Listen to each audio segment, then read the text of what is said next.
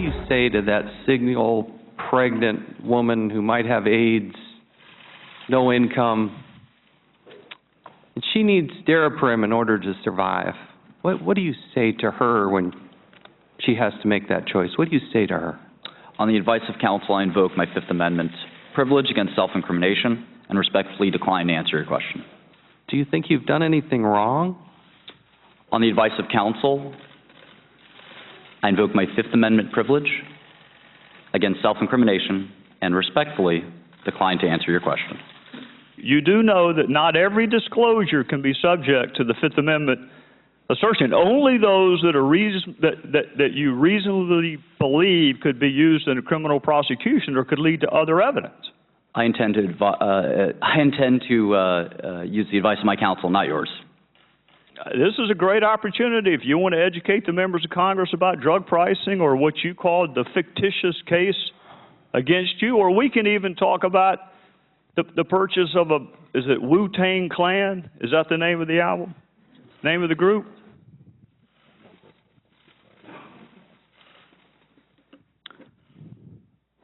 On the advice of counsel, I invoke my Fifth Amendment privilege against self-incrimination and respectfully decline to answer your question. I want to ask you I want to plead with you to use any remaining influence you have over your former company to press them to lower the price of these drugs. You can look away if you like, but I wish you could see the faces of people, no matter what Ms. Retzlaff says, who cannot get the drugs that they need. Rightly or wrongly, you've been viewed as the so-called bad boy of Pharma. You have a spotlight, and you have a platform. You could use that attention to come clean, to right your wrongs, and to become one of the most effective patient advocates in the country, and one that can make a big difference in so many people's lives. I know you're smiling, but I'm very serious, sir. On Capitol Hill Thursday, notorious Big Pharma CEO, known for being the most hated man in America, faced Congress. But 32-year-old Martin Shkreli didn't have much to say.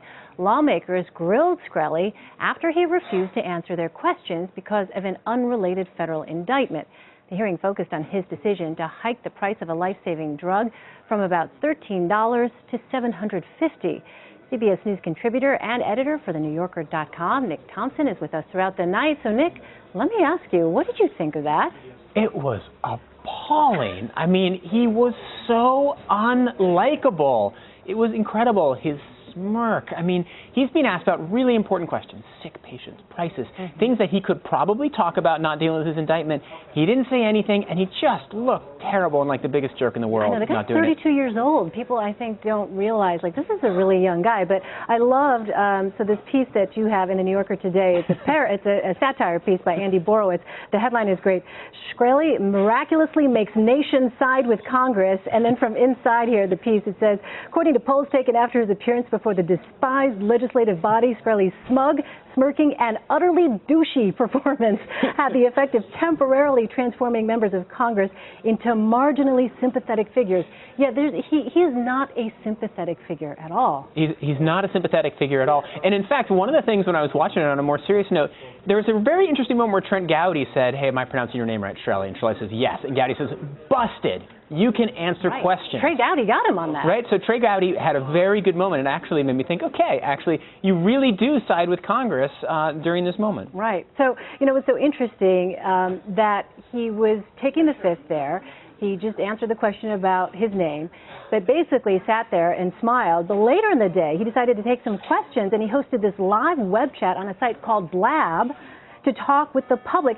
And actually, Vlad Duchier was able to get through. Let's take a look at that. Vladimir. Hey. Hey, are you with the media? I am. I'm with CBS News. So I can't really talk to any media representatives. You have to talk to my lawyer. Sorry. I don't trust the media. I think the media kind of sucks. In fact, on the list of industries, I think tobacco is probably the worst industry, and the media is probably the second worst industry. Why is the media so bad? Well, at the end of the day, the media is engineered and designed to sell advertisements. And The truth is sort of whatever. Entertainment and advertising is more important. In fact, if you look at media companies like Viacom and CBS, it's a mix of news and entertainment, which to me is a pretty bad conflict of interest. There are serious journalists out there, but again, my lawyers instructed me to not speak with the media. He can talk to the media. You saw him on CNBC. He's really smart, really entertaining. He's done this for far more important people than me, like Dominic Strauss-Kahn and Puff Daddy and Jay-Z. So you don't need to talk to me. You can talk to Ben Brafman, and he'd indulge you in a conversation. I won't. Juicy J won't.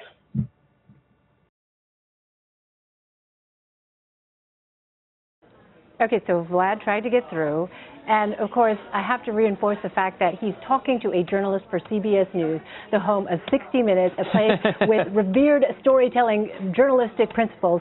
But setting that aside, where was he? It looked like there was, like he's in a basement or something like that. Who knows where he was? Or he's lecturing us on conflicts of interest and, the corrupting power, of money. It can do all sorts of terrible things to people. Oh, good. Thank you, Martin Shkreli. I mean, the thing about him is that he is in some ways a creature of the social media age, right? He's got this live stream of himself. He's on Twitter all the time. And every single thing he does on every single platform is appalling, right? His tweets are incredibly offensive. Everything he says is just wrong. He's not able to use it to defend himself. He's not able to use it in any way that makes him look good. He is a creature of the internet and a bad one. I know, exercising his First Amendment right. Okay, so, however, a little bit of karma here, because did you see after the hearing on Capitol Hill, there's a Vine going around, and I just can't help but have a little sense of glee in watching this, because it's a little funny. There he is. I'm going to go to my car. Oh, that's not my car. Okay, I'm going to stand here. making the rounds. One thing that you can say about him, bipartisan hatred on Capitol Hill. Bipartisan. But he is able to unite members of Congress in their hatred towards him. There you go. Martin Shkreli, thank you so much for weighing in and saying what I think America is feeling. The one other joke he ran, which I thought was quite funny, was Martin Shkreli's lawyer hikes fees 5,000%. Oh, that's a good one. All right.